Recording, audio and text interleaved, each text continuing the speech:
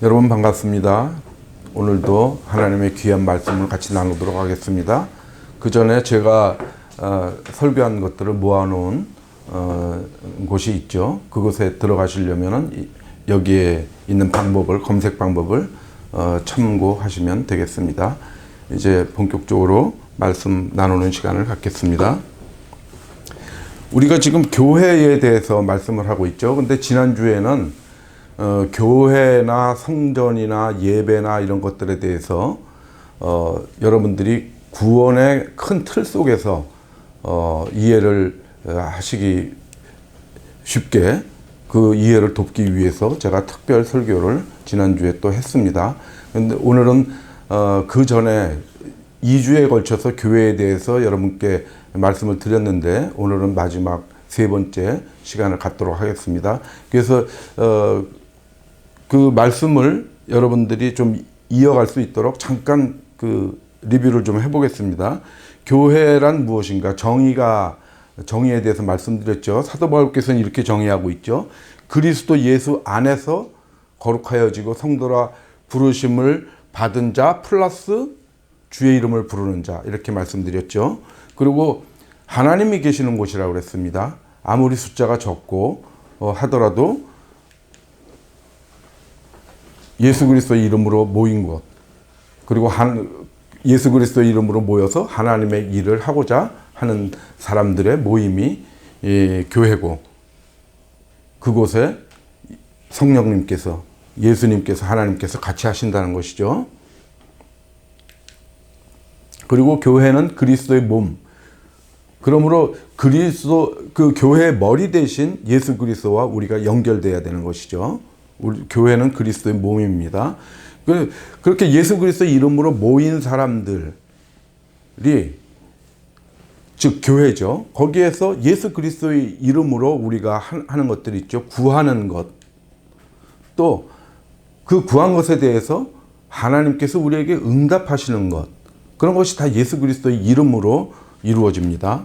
성령 또한 하나님께서 우리에게 주실 때 예수 그리스도의 이름으로 주시는데, 이 성령을 하나님께서 주시는데 성령을 구하시는 분이 누구셨습니까? 예수 그리스도께서 우리를 위해서 하나님께 성령을 구해 주셨죠. 그래서 이게 14장 16절에는 예수님께서 우리를 위해서 성령을 하나님께 구하신다는 그런 말씀이 나오는 것이죠. 감사 또한 예수 그리스도의 이름으로 이루어집니다. 다 교회에서 이루어지는 것들이죠. 지금 예수 그리스도의 이름으로 하는 것들이니까, 우리 교회가 예수 그리스도의 이름으로 모인 사람들이니까요. 회개 또한 예수 그리스도의 이름으로 합니다. 이 회개는 무엇입니까? 우리의 삶의 방향, 우리의 사고의 방향을 세상에서 하늘나라로 방향 전환을 하는 것이죠. 메타노이아입니다. 방향 전환하는 겁니다. 그것이 우리를 구원으로 이끄는 것이죠. 회개가. 그 다음에 세례 또한 예수 그리스도의 이름으로 주어집니다. 마태복음에서는 성부, 성자, 성령의 이름으로 세례를 베푼다고 했는데, 사도행전에서 베드로께서 회개, 너희가 제가 애통에 대해서 말씀드렸을 때 죄의 자각을 하고 애통하고 회개하고 세례받고 할 때 그 너희가 세례를 받으라 할 때는 예수 그리스도의 이름으로 세례를 받으라, 이렇게 얘기를 하죠. 그러니까 결국 예수 그리스도의 이름과 하나님의 이름과 성령의 이름 다 같은 거라는 걸 알 수 있습니다. 그리고 우리가 지난 시간에 교회를 떠받치는 4개의 기둥, 또 모든 우리가 교회에서 이루어야 되는 아주 강령들이 있는 것이죠. 그것이 4가지인데, 헬라어 디다케로 표현되고 있는 교육입니다. 교육의 중요성을 말씀드렸습니다. 그 다음에 봉사와 직분, 사역, 이런 것들에 같은 말입니다. 다 디아코니아입니다. 그것이 교회를 이루는 한 축이죠. 그 다음에 교제와 연보를 위해서 교제하죠. 우리가 교제는, 우리 성도 간의 교제는 성도 간에 서로 잘 알게, 파악을 하게, 그 사람의 어려움이 무엇인가, 그런 것들을 파악하기 위해서 교제하는 것이죠. 그냥 같이 놀러 다니기 위해서 교제하는 거 아니죠. 노래방 가고 또 소풍 가고 그러기 위해서 교제하는 게 아니고 저 사람한테 무슨 어려움이 없을까, 어떤 경제적으로 아니면 신앙적으로 그런 것들을 살피기 위해서 하는 것이고, 그것에 도움을 주는 것이 다 연보인 것입니다. 그런데 지금까지 말씀드린 것, 그것은 무엇입니까? 교육과 봉사와 교제, 연보 이런 것들은 네 번째 전파를 위해서 있는 것입니다. 우리가 내공을 쌓는 거죠, 한마디로. 우리가 그렇게 교육받고 봉사하고 서로 교제하고 하면서 이 교회에서 우리의 힘을 기르는 겁니다. 궁극적인 목적은 전파입니다. 그렇게 말씀을 드렸습니다. 오늘은 그러면은 그 교회의 성장에 대해서 한번 우리가 살펴보도록 합시다. 교회는 성장해야 됩니다. 왜 그러냐면은 하나님 나라의 복음, 예수 그리스도의 복음 속에 들어있는 모든 선한 것들은 다 성장을 하게 되어 있습니다. 왜 그러냐면 움직임을 갖고 있는 것들이기 때문에 그렇습니다. 그래서 교회 또한 정체에 있으면 안 되고 성장해야 됩니다. 그런데 여기서 우리가 알 것은 성경은 특히나 예수 그리스도께서는 결코 양적 성장을 말씀하신 적은 한 번도 없습니다. 교회의 성장은 양적 성장을 의미하는 것이 아닙니다. 물론 많은 사람들이 교회에 온다는 것은 그 사람들이 복음을 들을 수 있는 그런 기회가 많이 생기기 때문에 그 부정적인 건 아닙니다. 그렇긴 하지만 우리가 거기에 목적이 있는 것은 아니라는 것이죠. 그래서 그 성장의 어떤 실질적인 것에 대해서 살펴보도록 하겠습니다. 첫 번째는 믿음입니다. 믿음에서 성장해야 됩니다. 데살로니가후서 1장에 보면은 믿음이 더욱 자라고 너희가 다 각기 서로 사랑함이 풍성하게 된다라는 것이죠. 믿음이 자라고 사랑이 풍성하게 된다라는 것입니다. 믿음과 사랑은 어떤 관계가 있습니까? 갈라디아서 5장 6절을 보면은 어떤 말씀이 나옵니까? 그리스도 예수 안에서는 할례나 무할례나 효력이 없으되 믿음을 사랑으로서 역사하는 믿음뿐이니라 이렇게 나오죠. 그래서 믿음은 사랑을 통해서 역사한다는 겁니다. 믿음이 사랑을 통해서 일을 한다는 겁니다. 일. 헬라어로 에네르게오라고 그러는데 우리 옛날에 그 에너지를 에네르기 그랬죠. 그거에 어원이 되는 건데 그게 일한다라는 겁니다. 믿음이 일을 한다는 겁니다. 그래서 믿음이 사랑을 통해서 일을 해가지고 다 각기 선한 윤리로 나오죠. 뭐 긍휼이라든지요, 뭐 위로 이런 것들로 표출이 되는 것이죠. 뭐 연보, 구제 이런 것들이 다 믿음이 사랑을 통해서 일을 하기 때문에 그렇습니다. 그래서 이 믿음과 사랑은 항상 연관성을 갖고 있는데 믿음이 자라면은 사랑도 풍성하게 되겠죠. 믿음이 커가면. 근데 믿음은 어떻게 커갑니까? 일을 하면서 커가는 겁니다. 일을 하면서 믿음이 더 굳건하게 되고 풍성하게 된다라는 것입니다. 그래서 믿음이라는 것은 곧 이것이 일이다 나옵니다. 요한복음 6장 29절에 어떻게 나옵니까? 우리가 어떻게 하나님의 일을 할 수 있습니까? 하고 물었을 때 예수님께서 하나님께서 보내신 자를 믿는 것이 하나님의 일이다. 이렇게 말씀하시죠. 그래서 사람들이 헷갈리죠. 믿는 것 이꼬르 일이다. 이렇게 예수님께서 말씀하십니다. 이런 원리를 갖고 있기 때문에 그렇습니다. 그러니까 예수 그리스도께서 창조하신 모든 것, 구원, 믿음, 생명 이런 모든 것들은 전체적으로 이게 다 움직임을 갖고 있습니다. 방향성을 갖고 있습니다. 여러분들이 그 개념을 이해를 하시면은 복음을 이해하시는데 상당히 좀 도움이 될 거라고 생각을 합니다.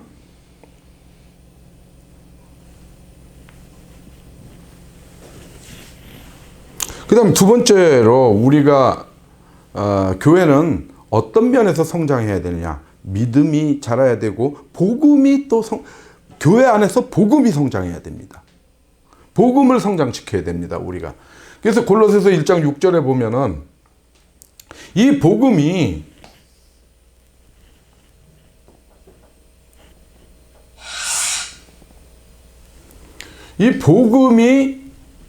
열매를 맺어 자라는도다 이렇게 나오죠. 그래서 교회 안에서 복음이 성장돼야 되는 것입니다. 열매는 무엇을 의미합니까? 열매는 교회를 의미합니다. 그래서 우리가 그리스도의 일꾼에서 제가 상세히 말씀드렸죠. 그 열매에 대해서. 그래서 이 열매라는 것은 교회를 의미하고 이것을 잘 세워야 되는데 그것으로 우리가 평가를 받기도 하죠. 평가의 기준이 되기도 하고 예수 그리스도께서 우리를 그리스도의 좋은 일꾼으로 택하신 이유이기도 합니다. 우리를 그리스도의 일꾼으로 택하여서 세워서 우리를 쓰시는 목적 자체가 우리를 열매를 맺게 하신다는 것이죠.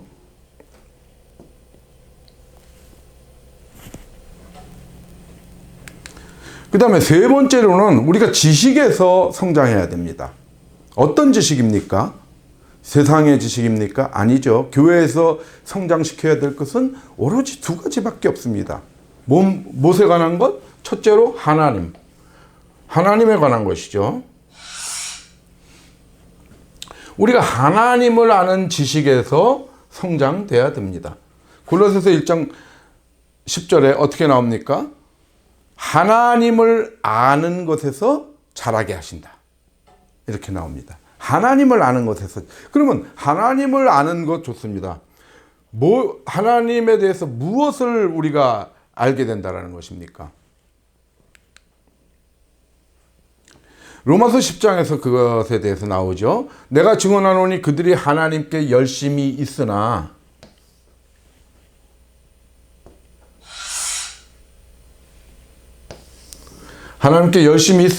올바른 지식을 따른 것이 아니고 하나님의 의를 모르고 하나님의 의가 나오죠. 자기의 의가 나오죠. 이렇습니다. 하나님을 아는 것에서 자라야 된다는 것은 무엇이겠습니까? 하나님에 대한 올바른 지식, 즉 세상 지식이 아닌 하나님의 의를 알아야 된다는 겁니다.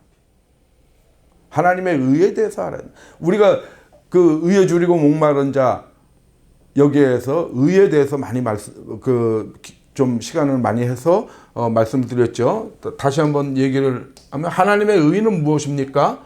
하나님의 의에 대해서는 로마서 1장 16절 17절에서 나온 말씀이죠. 하나님의 의라는 것은 모든 믿는 자에게 구원을 주시는 하나님의 능력이죠. 그 능력에 대해서 우리가 알아야 되는 것이죠. 그 의에 대해서 우리가 아는 것이지 자기의 의. 자기의 의라는 것은 무엇입니까? 세상의 의, 율법의 의 이런 것들이죠. 그걸 가지고 내가 옳다, 네가 옳다 하고 할 필요가 없는 것이죠. 그런 것들은 이 분쟁의 요인이 됩니다. 왜냐하면 자기의 의라는 것은 각각 다르기 때문에. 그러나 하나님의 의는 교회 안에서 이론이 있을 수 없습니다. 우리가 오직 하나님의 의를 아는데 노력을 해야 되는 것입니다.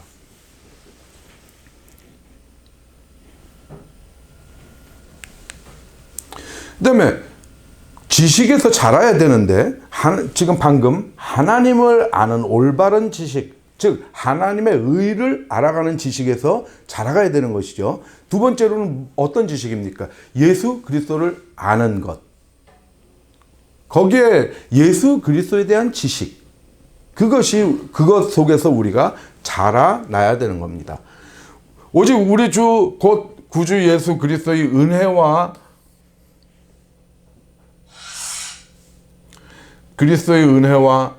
그를 아는 지식에서 자라가라. 그를 아는 지식, 에서는 사실은 이게 속입니다. 그냥 이렇게 영어로 쓰는 게 더 편하겠죠? 그를 아는 지식 속에서 우리 교회가 성장해야 된다는 것입니다. 지식 속에서 우리가 성장하니까 지식을 많이 더 우리가 성장시켜야 되겠죠. 그러면은 예수 그리스도를 아는 이 지식, 그를 아는 지식에서 자라가라고 그랬는데, 그러면 그 지식은 무엇인가? 빌립보서 3장에 거기서 설명하고 있죠. 또한 모든 것을 해로 여김은 내 주 예수 그리스도, 내 주 그리스도, 예수를 아는 지식. 이게 가장 고상하다. 가장 고상하다. 가장 이렇게 외모가 고상하다 이런 것이 아니고 가장 높다라는 뜻입니다. 가장 뛰어나다는 겁니다. 내가 그를 위하여 모든 것을 잃어버리고 모든 것 잃어버리고 배설물로 여긴다. 그리스도를 얻고 그 안에서 발견되려 함이니 내가 가진 의는 율법에서 난 것이 아니요 오직 그리스도를 믿음으로 말미암은 것이니 곧 믿음으로 하나님께로부터 난 의라. 예수를 아는 지식, 여기에서 자라야 되는데 이것은 무엇입니까? 아까 결국은 예수 그리스도를 아는 지식이 무엇을 가져다 줍니까? 하나님께로부터 오는 의를 가져다 주는 것이죠. 그러니까 우리가 예수 그리스도를 아는 지식과 하나님을 아는 지식, 즉 올바른 지식, 하나님의 의를 알게 되는 지식, 그것은 전부 연결이 되어 있습니다. 그리고 이 모든 것은 무엇입니까? 내가 그를 위하여 모든 것을 잃어버린다. 다 똥으로 여긴다. 배설물로 여긴다. 그 킹 제임스 버전에서는 덩이라고 아예 노골적으로 그렇게 나옵니다. 똥이다 이거죠. 모든 것이 다. 이것을 다 버린다라는 것입니다. 이 모든 것이 무엇입니까? 이 철학, 율법 이런 것들입니다. 왜? 사도 바울이죠. 저자가 빌립보서 편지의 저자는. 이 사도 바울은 어떤 사람입니까? 철학과 율법에 능통한 사람입니다. 그것은 어떻게 알 수 있습니까? 이 율법이 아주 대랍비죠. 사도 바울은. 그리고 철학은 어떻게 우리가 알 수 있습니까? 이게 사도행전 17장에 보면은 17절부터 이렇게 쭉 나오는데 누구하고 변론을 합니까? 에피쿠로스 학파. 여러분들 이게 익숙한 그 철학 계파들이죠. 에피쿠로스, 스토아 철학자들. 이게 헬레니즘 시대에 가장 유행했던 철학이죠. 헬레니즘 시대 지중해 그러니까 그리스와 로마 이런 쪽에서 예수님 당시 이후에 그 무렵에 하여튼 가장 유행했던 철학입니다. 근데 이 에피쿠로스 학파하고 스토아 학파하고 변론하는 장면이 나오죠. 그들하고 철학에서 조금도 밀리지 않습니다. 그러고 나서 이제 17장 24절에 와서 사도 바울이 그러죠. 하나님은 사람의 손으로 지은 성전에 계시지 않는다. 사람의 손으로 섬김을 받지 않는다. 너네처럼 신전 져놓고 뭐하고 거기다가 갖다 바치고 뭐하고 하는 거 우리 하나님은 그런 거 안 하신다. 사람이 손으로 지은 성전에 계시지 않는다. 그런 말씀도 하시죠. 그렇게 변론을 합니다. 그래서 이런 것들, 철학에 대한 것, 율법에 대한 것, 모든 거 다 소용없다. 구원에 관해서는 소용없다. 그래서 나는 오직 그리스도를 얻고 그 안에서 발견되고 싶어 한다. 라는 겁니다. 예수 그리스도 안에서 발견되고 싶어 한다는 겁니다. 이 안에 있고 싶다라는 겁니다. 사도 바울은. 이 안에 있는 것이 무엇입니까? 서로 사랑하는 삶을 사는 것이죠. 늘 말씀드리지만 그런 것입니다. 그냥 여담이지만 이 사람들은 지옥에 몇 단계에 있습니까? 이거 이렇게 잘난 체 하던 사람들이. 단테의 신곡에 보면은 이 사람들 9단계까지 있죠. 제 1단계가 이제 좀 편안한 데고 9단계가 최악의 지옥인데 8단계에 있습니다. 이 사람들이. 에피쿠로스 학파, 스토아 학파. 그러니까 이거 좋아하는 사람들, 이거 뱉어낸 사람들이죠. 사도 바울은 이거를 배설물로 여긴다고 그러는 거죠. 근데 이 사람들은 그거 배설물이 귀한 건 줄 알고 그거 가지고 막 변론하고 사람들한테 이게 옳으니 저기 자기 의의를 세우는 거죠. 하나님의 의의를 모르는 사람들. 죽어서 지옥의 8단계로 떨어져 버렸습니다. 물론 그건 성경에 나오는 얘기는 아니고 단테의 창작물이죠.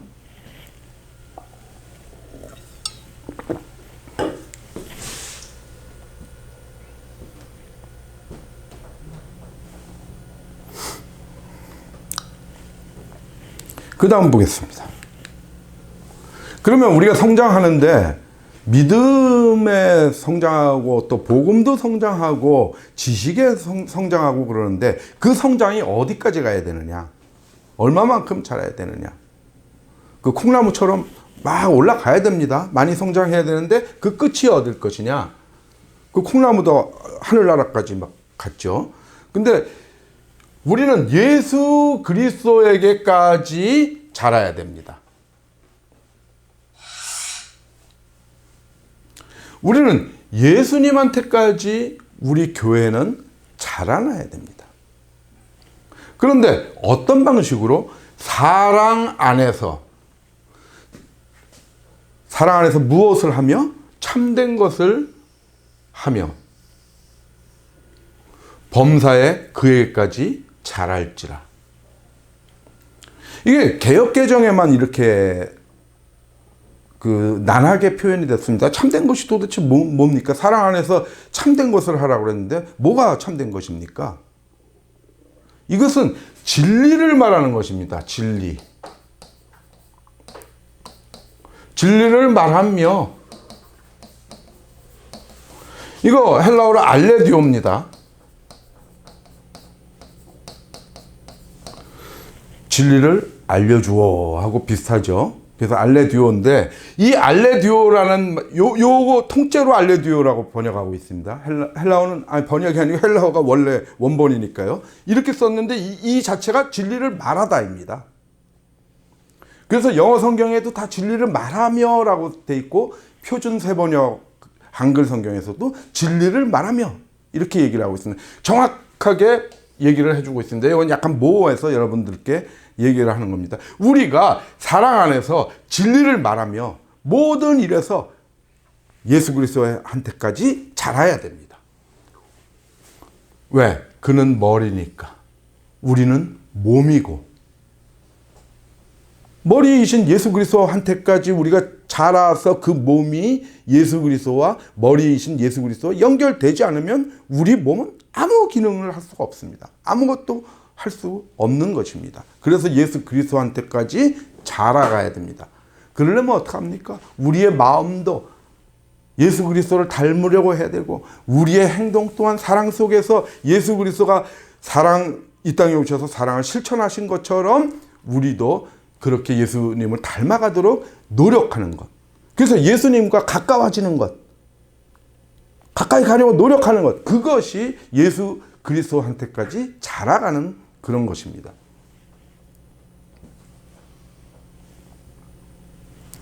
예수 그리스도한테까지 자랄 때 그 결과가 어떻게 됩니까? 바로 그 다음 절이죠. 에베소서 4장 16절입니다. 그에게서 그렇게 예수님한테까지 자라가면 온 몸이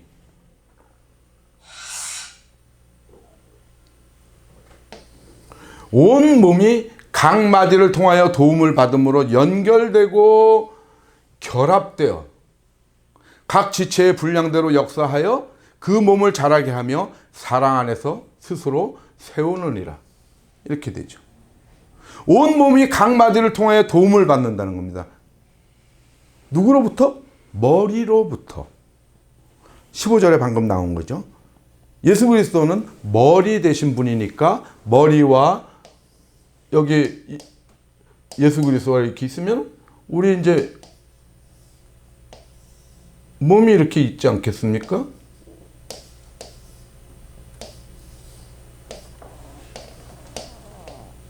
이렇게 옷을 입고 있는데 이렇게 떨어져 있으면은 각 지체가 아무 일도 못합니다. 이게 여기까지 자라서 붙어야 교회가 제 기능을 하는 겁니다. 여기 이 왼팔은 목사고, 여기 장로고, 다 있습니다. 등등등등. 이렇게 다 있다 쳐도 각 지체가 예수 그리스도와 연결되어 있지 않으면 자기 의만 세우고 제각각 내가 잘났네 아무리 해봐야 아무것도 못합니다. 전혀 움직일 수 없는 그런 존재가 되는 것입니다. 자기를 비우고 낮춰서 겸손하게 예수 그리스도에게 복종하고 순종하고 예수 그리스도한테 내가 접목되기를 원할 때 이게 붙으면은 이제 교회가 되는 거죠.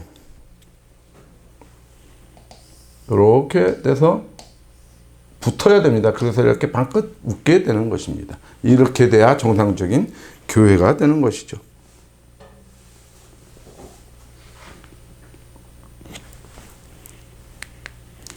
그러면은 우리가 이렇게 성장을 했습니다. 성장은 무엇을 위해서 있는 겁니다. 우리가 믿음도 키우고 복음도 우리가 키우고 아까 그랬지 않습니까? 교육도 받고 봉사도 하고 우리가 지식도 키우고 모든 것 그것은 전부 다 우리의 사명 복음 전파를 위해서 필요한 것들입니다. 궁극적으로 교회의 목적은 복음 전파에 있습니다. 그 나머지 모든 것은 이것을 위해서 우리가 준비하는 과정, 우리가 모여서 그것을 잘 준비하는 과정 속에 있는 것입니다. 그래서 마가복음 16장에 보면은 만민에게 복음을 전파하라. 그래서 헬라어 캐리스도 이 동사가 많이 나옵니다. 그게 이제 명사형인 캐리그마라서 아까 강령에서 네 번째 강령 캐리그마라고 했죠. 근데 그 명사보다는 동사가 훨씬 많이 나오죠. 전파하라, 전파하라, 전파하라 이런 말씀이 많이 나옵니다. 그러면 전파에 대해서 알아보도록 하겠습니다. 전파에 대해서 우리가 5가지 정도로 나눠서 살펴보겠습니다. 명령과 당위와 당연히 되는 것이죠. 우리가 전파해야 될 이유, 그 다음에 어떻게 전파할 것인가, 방식, 그 다음에 어떤 내용을 우리가 전파할 것인가, 그 내용에 대해서 알아보는 시간을 갖도록 하겠습니다.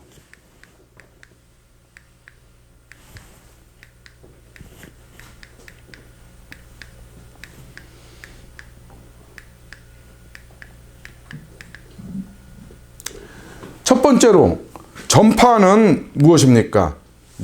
예수 그리스도의 지상 명령입니다. 아까 물론 마가복음에서도 그 명령이죠. 근데 이제 그 짧은 그 전파에 대한 대표 구절로 제가 뽑은 거고요. 여기에 같이 포함되는 것들입니다. 명령에. 이 명령을 보십시다. 예수님께서 뭐라고 얘기를 하십니까?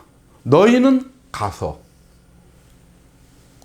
영어 성경에는 이 말부터 나오죠. Go 명령하죠. 너희 가서 모든 민족을 제자로 삼고 모든 민족을 아버지와 아들과 성령의 이름으로 세례를 베풀고 내가 분부한 모든 것을 가르쳐 지키게 하라. 이렇게 명령하고 있습니다. 예수 그리스도의 명령이므로 우리는 그 제자로서 수행해야 되는 것입니다. 그 다음에 디모데전서에 보면은 선한 싸움에 대한 얘기를 나오죠. 믿음의 선한 싸움을 싸우라. 영생을 취하라. 이를 위하여 네가 부르심을 받았다. 이를 위하여 선한 싸움을 위해서 네가 부르심을 받았다는 겁니다. 우리를 어두운 데서 불러내서 그의 기이한 빛으로 들어가게 하신 이의 목적은 그것을 그 아름다운 덕을 선포하게 하려 하십니다. 베드로전서 2장 9절에 그렇게 나오죠. 베드로전서 2장 9절에서는 어두움에서 우리를 불러내신 그 이유에 대해서 말씀하시고 부르심에 대해서. 왜? 선포, 선한 증언 그것입니다. 선한 싸움의 내용은 무엇입니까? 선한 증언이죠. 막 치고받고 하는 싸움 아닙니다. 이것은 헬라어 아곤인데 싸움은 이 싸움의 과정을 설명하는 히브리서 12장 1절에서 2절을 보면은 1절 끝에 어떻게 나옵니까? 인내로서 우리 앞에 당한 경주를 한다고 했습니다. 인내로서 우리 앞에 당한 경주. 계속 뛰는 겁니다. 그게 레이스입니다. 레이스. 영어로 하면. 똑같은 단어입니다. 이 싸움하고. 헬라어로는 아곤. 똑같은. 그럴 때 우리의 방향은 선한 싸움을 싸울 때 우리는 어떻게 싸웁니까? 이 레이스는 무엇을 바라보고 달립니까? 2절에 나오죠. 그 다음 바로에. 믿음의 주여 또 온전케 하시는 이인 예수를 바라보자. 우리가 예수 그리스도를 바라보면서 우리 앞에 당한 경주를 인내로써 참으며 끝까지 뛰는 것, 그것이 바로 선한 싸움입니다. 그 내용은 선한 증언이고 하나님의 아름다운 덕을 선포하는 것이죠. 그것을 위해서 우리가 부르심을 받았기 때문에 우리의 복음 전파는 명령이 되는 것입니다.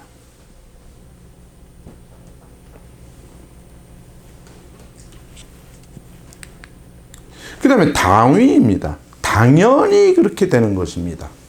예수 그리스도의 명령이지만 우리는 그냥 당연히 그렇게 됩니다. 전제 조건이 있습니다. 어떻게 되면 그렇게 됩니까?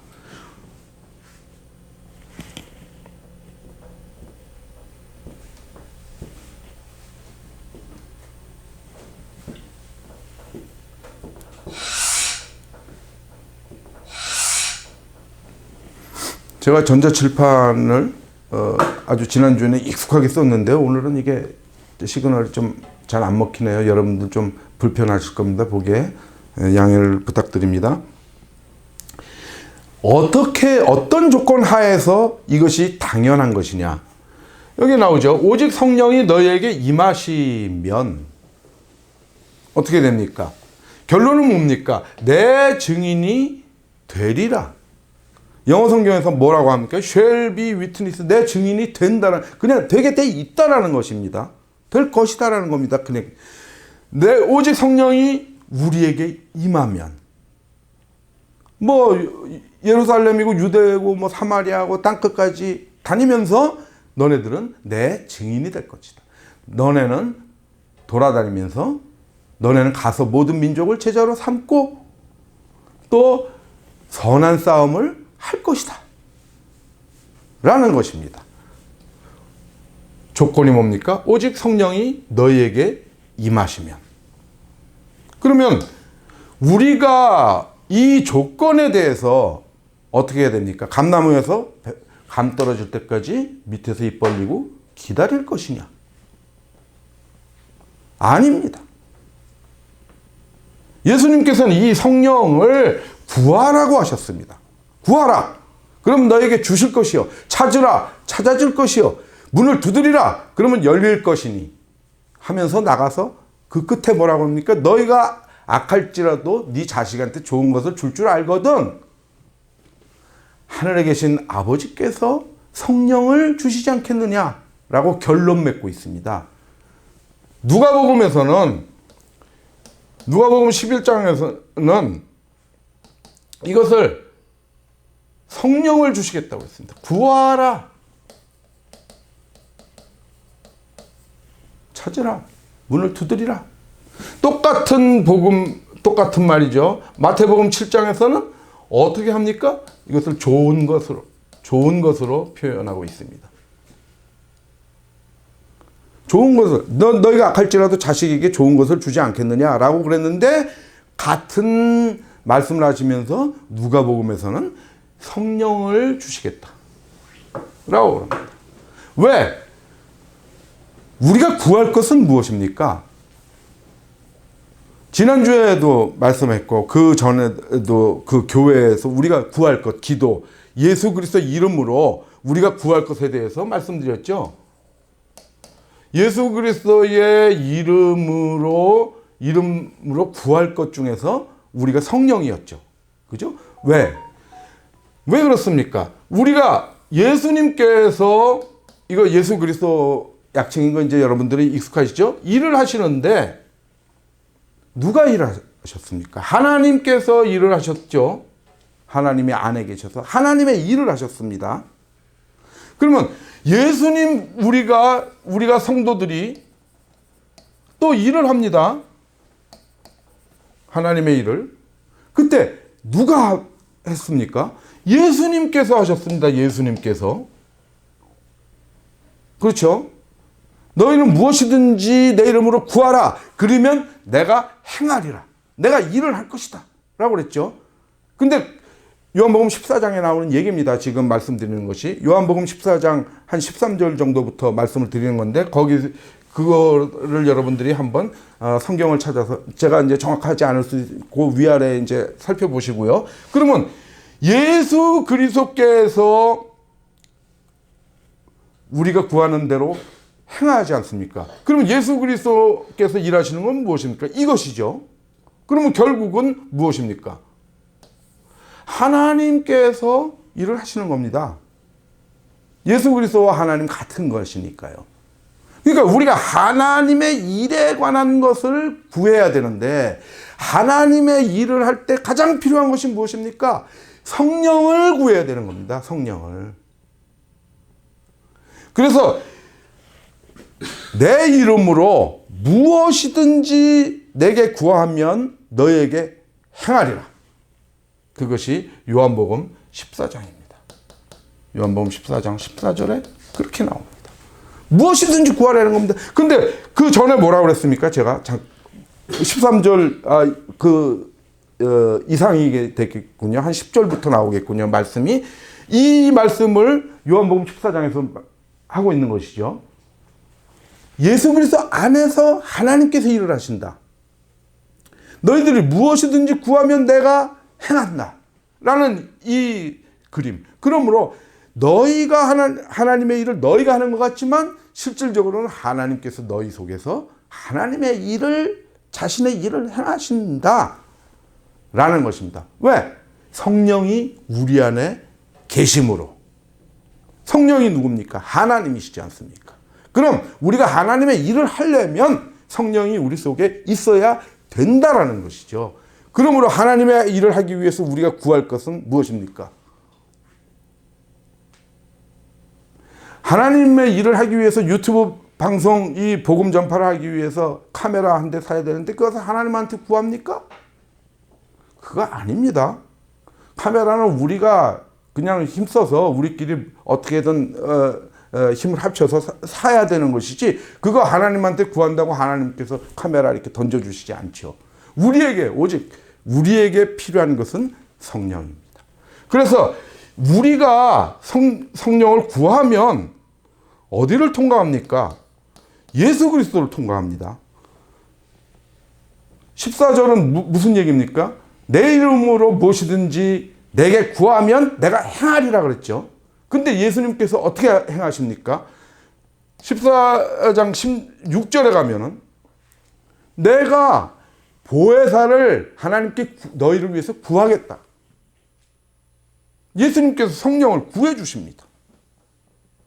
그러니까 어떻게 합니까?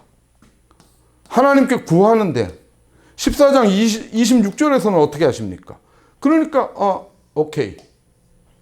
예수 그리스도의 이름으로 성령을 우리에게 주신 것이죠.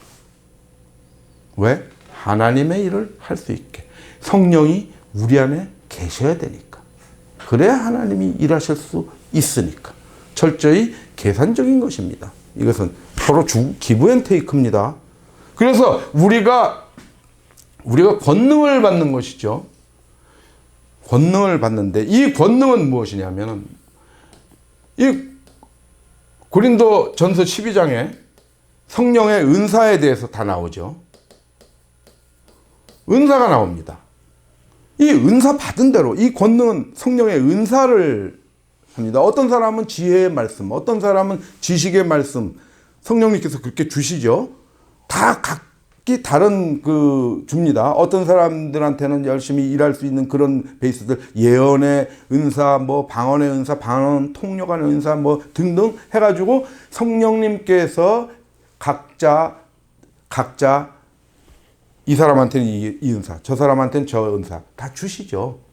그래서 이 은사에 따라서 이 권능에 따라서 우리가 직분도 달라지는 것이고 그것이 다 성령으로부터 주어진 것이기 때문에 각각의 은사가 다 동일하게 귀하다. 그래서 어느 은사가 중하고 어느 은사가 가벼운 것이 없다. 그래서 잘난 체 하지 마라. 교회에서 각 직분을 맡은 사람들이 그들이 자기를 철저히 비우고 낮춰서 예수 그리스도한테 가서 예수 그리스도하고 연결될 때 사람 구실하는 거다. 지가 아무리 잘나서 자기 의의를 아무리 얘기해 봐야 하나님의 의를 모르고 예수 그리스도를 아는 지식이 풍부하지 않고 예수 그리스도하고 접목되어 있지 않으면 사람 구실 할 수 없다. 계속해서 그 얘기를 지금 연결지어서 하고 있는 것입니다.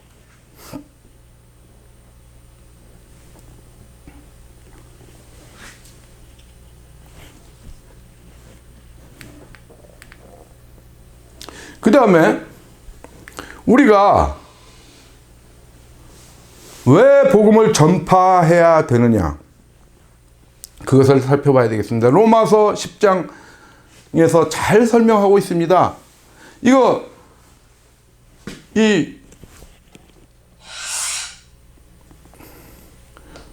누구든지 주의 이름을 부르는 자는 구원을 얻는다고 하는 거죠. 이것이 교회를 성립하게 하는 멤버 중에 한 사람이죠. 성도 플러스 예수 그리스도의 이름을 부르는 자들이라고 그랬죠. 교회가. 누구든지 주의 이름을 부르는 자는 구원을 받으리라. 그것이 예수 그리스도의 이름을 부르는 자들이 교회의 일원이 될 수 있는 근거인 것이죠. 예수 그리스도의 이름을 부르는 자는 구원을 얻는 것이니까. 교회란 무엇입니까? 구원을 향해서 가는 사람들의 집합체죠. 그런데 여기서 그럽니다. 왜 구원을 받을 수 있느냐 하면은, 그런즉 그들이 믿지 아니하는 자를 어찌 부르리요? 예수 그리스도 이름을 부르는 자는 믿는 자다라는 겁니다. 듣지도 못한 이를 어찌 믿으리요? 듣는다라는 개념이 나오죠. 부른다, 듣는다. 그런데 우리가 들으려면 누군가 와서 전달해야 될 거 아닙니까? 전파하는 자가 없이 어찌 들으리요? 그런데 전파하는 자는 어떻게 형성됩니까? 보내심을 받지 아니하면 어찌 전파하리요? 이래서 교회가 복음을 전파하는, 이 복음을 전파하는 사람들을 파송하는 것에 교회의 사명의 이유가 되는 것입니다. 그래서 보면은 간단하게 보면 구원이 있는데, 구원에 가려면은 여기 로마서 10장을 도식화하면은 시인이죠. 시인하는 겁니다. 시인은 이 고백입니다. 예수 그리스도의 이름을 부르는 겁니다. 그래서 이 예수 그리스도의 이름을 부르려면 믿음이 있어야 되죠. 그러면 믿음이 예수 그리스도의 이름을 부르고 믿음을 갖는 것이 구원을 받는 것이죠. 그것이 로마서 10장 9절입니다. 같은 장입니다. 구원은 어떻게 이루어지느냐? 네가 예수를 주로 시인하고 고백한다는 겁니다. 시인한다는 것은 예수를 주로 고백하고 하나님께서 그를 죽은 자 가운데서 살리신 것을 믿으면 구원을 얻는다. 믿음의 요체가 그것입니다. 믿음에 대해서 모호하게 생각하지 마십시오. 예수를 우리가 주로, 구세주로 믿고 하나님의 아들로 믿고 하나님께서 그를 죽은 자 가운데서 다시 살리셨다 하는 것을 믿는 자는 구원을 얻는다는 겁니다. 그러면 이 믿음은 뭐에서 납니까? 들음에서 나죠. 명백하게 설명하고 있죠. 같은 장에서 계속 설명하고 있습니다. 로마서 10장 17절에서 믿음은 들음에서 난다. 들음은 예수 그리스도의 말씀으로부터 출발하는 것이다. 예수 그리스도의 말씀을 듣는 것에서 믿음이 나온다 라고 성경은 계속해서 얘기하고 있습니다. 그러면 들으려면 전파하는 자가 있어야 되죠.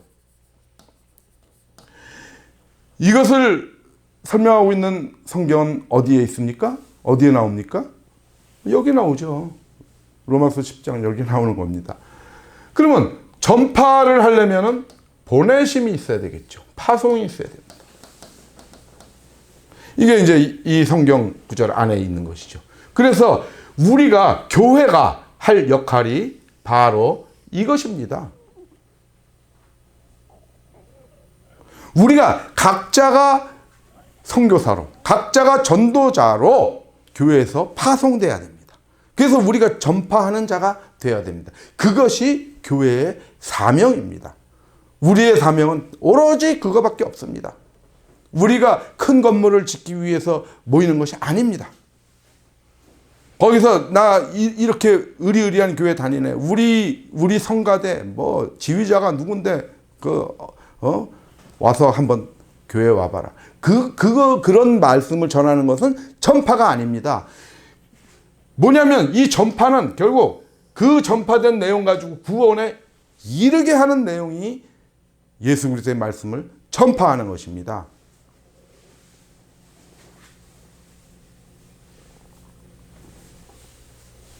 그것이 우리의 이유라는 것을, 방식은 어떻게 하느냐?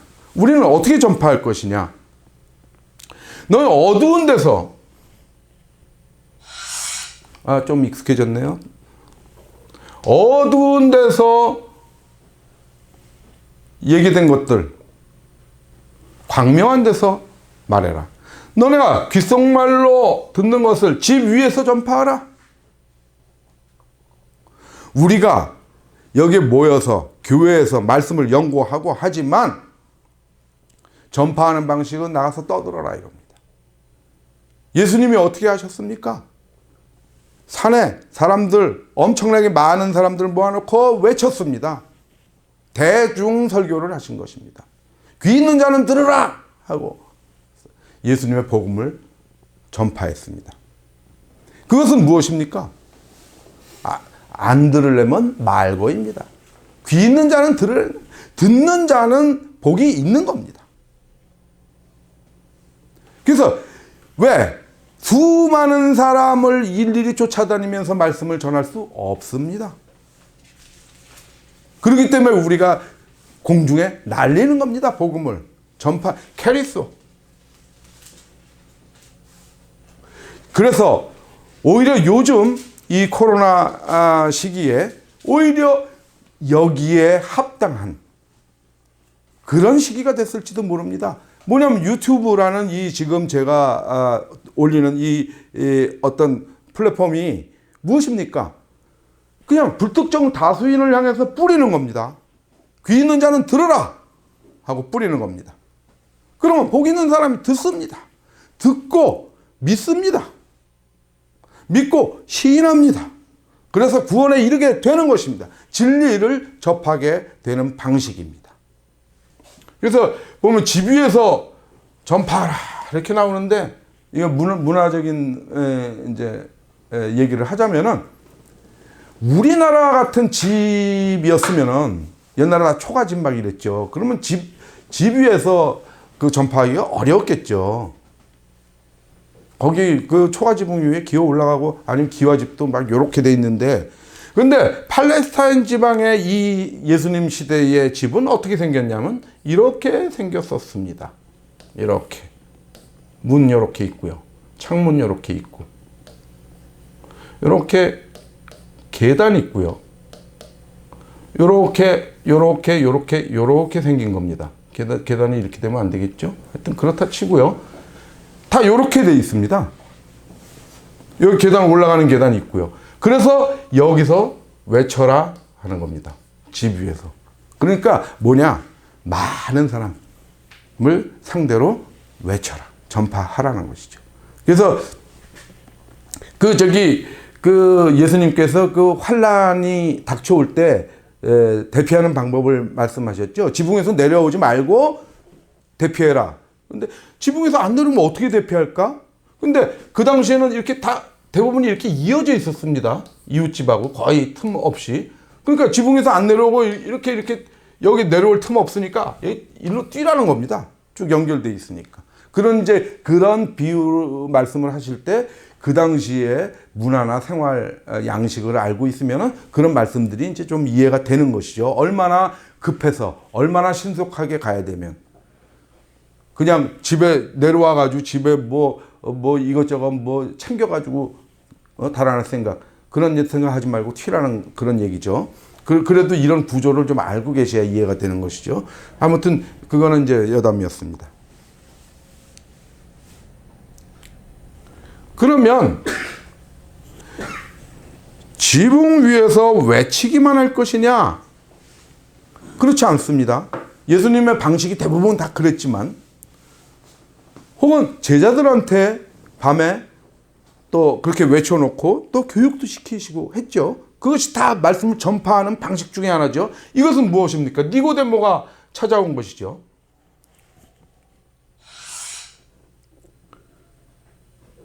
유대인 랍비죠, 니고데모는. 니고데모가 밤에 예수께 조용히 찾아오죠.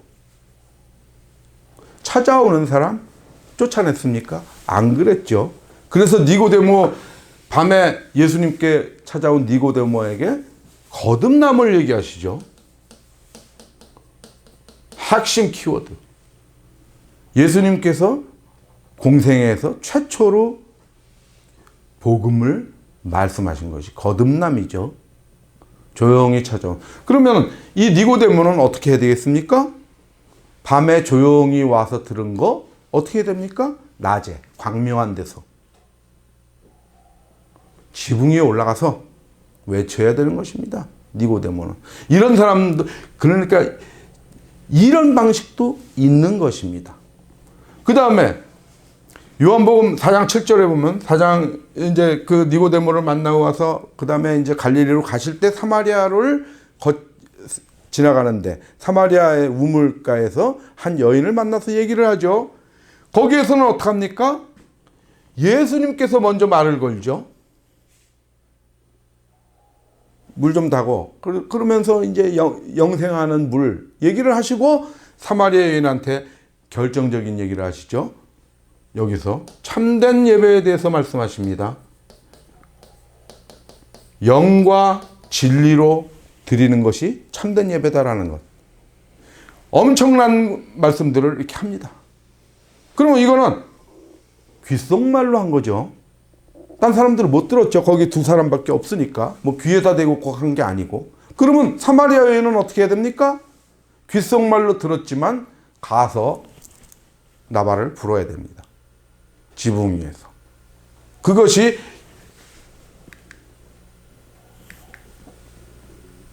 이렇게 정리되고 있는 것이죠. 너희가 니고데모처럼 어두운 데서 들었어도 대낮에 너네가 말씀을 전파하러 다녀야 되고, 귓속말로 네가 누구하고 얘기를 했지만 그것을 또 집 위에서 전파하라. 그리고 또한 우리가 전파하는 방식이 이렇게 저처럼 막 많은 불특정 다수한테 이렇게 전파하는 방식도 있고, 우리에게 찾아와서 상담하는 사람에게 복음을 전하는 그런 방식도 있을 거고, 또 우리가 막 뭐 생활이 바빠서 뭐 일일이 여러 사람 쫓아다닐 수는 없지만 우연히 우물가를 지나가다가 목말라서 앉으셨을 때, 기회가 됐을 때 그 사람하고 자연스럽게 이렇게 전하는 방식도 있다라는 것입니다. 그러므로 방식은 무엇입니까? 방식은 어떤 것이 좋은 것입니까? 방식에 제한이 없다. 여러 가지 방식으로, 네가 가능한 방식으로 전하면 된다. 네가 가능한 방식, 그리고 네가 잘하는 방식대로 그렇게 전파를, 내가 복음을 전파하겠다고 하는 그 생각을 갖고 있으면 나한테 언제든지 기회가 올 것이다. 그러면 내가 잘하는 방식대로 하는 것이다. 내가 아까 성령이 우리에게 임하시면 우리가 권능을 받고 그랬죠. 성령의 은사라고 그랬습니다. 그러니까 다 똑같은 방식일 필요가 없는 것입니다. 자기가 받은 은사대로 하는 것입니다. 아, 저 사람이 저렇게 하는 방식이 내가 훌륭해 보인다. 나도 그렇게 하려고 그럽니다. 근데 잘 안 됩니다. 자기 몸에 안 맞으니까. 그러니까 한 사람이 이렇게 다니면서 그 사람한테 이렇게 잘해주고 뭐하고 하면서 잘할 수 있는 사람도 있고, 또 그런 능력에서 좀 떨어지는 사람도 있고, 그냥 막 그 대중 설교 이런 걸 잘하는 사람도 있고 그런 겁니다. 그러니까 자기에 맞는 방식대로 하라는 겁니다. 그래서 우리의 사명을 달성하면 되는 것입니다.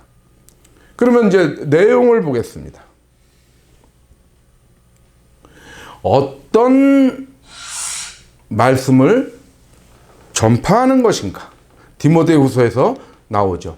너는 말씀을 전파하라. 말씀을 전파하는데 무엇이냐 하면은 어떤 방식이냐면 경책하고 경계하고 권면하라. 지난번에 제가 지난 시간에 말씀을 드렸죠. 교회에서는 항상 달콤한 말만 하면 안 된다. 잘못된 길로 갈 때 경책해야 되고 그 길로 가지 못하게 사전에 잘못된 길에 대해서 정확하게 경계하고 권면하고 해야 됩니다. 이 자기의 달콤한 말이 뭡니까? 자기의 사역을 따를 스승을 많이 둔다라는 것이죠. 자기 욕심에 맞는 말을 하는 스승. 그 스승을 따른다. 그런 사람들이 하는 얘기를 좋아한다라는 겁니다. 또 그 귀를 진리에서 돌이켜 허탄한 이야기를 따르리라. 진리 싫다. 허탄한 이야기 좋다. 이렇게 한다는 겁니다. 그러면 뭡니까? 교회에서는 이거 안 된다라는 것이죠. 이렇게 가르치면 안 된다는 것이죠. 진리를 얘기해야 된다는 것이죠. 왜? 이거 좋아하는 사람들은 자기의 사역을 따르는 그런 사람입니까? 귀가 가려워서 사이다 발언, 시원한 발언 좋아하니까. 언제나 복 준다는 말. 네가 뭐뭐 하면 세상 복을 받으리라 라고 얘기하는 사람들. 그런 거. 그거 사역에 맞지 않습니까? 내가 교회 와서 몇 시간을 봉사하면, 얼마를 내면, 무슨 헌금을 내면, 네가 물질 축복을 받을 것이다. 네 사업이 잘 될 것이다. 얼마나 든든합니까? 그래서 하는 얘기가 나는 하나님 백이 있다. 그러지 않습니까? 백 1도 없습니다. 하나님 백은 세상에서 1도 적용되지 않습니다. 하나님 백은 하늘나라에 갈 때만 쓰이기 때문에 그거 행사할 수 있는 게 아닙니다. 하나님한테 가서 행사하십시오. 하나님 백을. 나는 예수 그리스도 안에 있는 삶을 살았습니다. 그러면은 당연히 예수 그리스도 안에서 하늘에 앉히신다고 약속하지 않았습니까? 계약서 써주시 않았습니까? 새 언약. 그걸 들이미세요. 그때 하나님 백, 예수님 백이 그때 작용하는 거지. 우리 세상살이를 할 때는 하나님 백이 1도 작용하지 않습니다. 그것을 여러분들이 아셔야 됩니다. 하나님 백보다는 국회의원 백이 훨씬 잘 듣습니다. 세상에서. 그렇게들 사세요. 죄송합니다. 그래서 우리가 교회에서